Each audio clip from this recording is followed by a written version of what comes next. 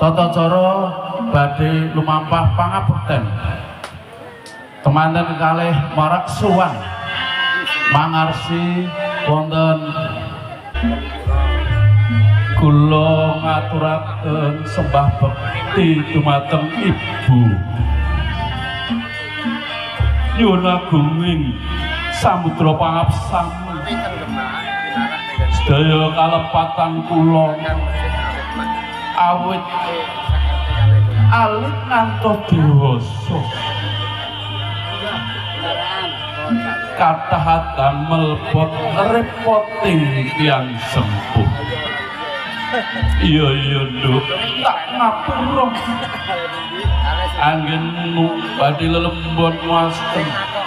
padyaning bebarayanaken mugi tansah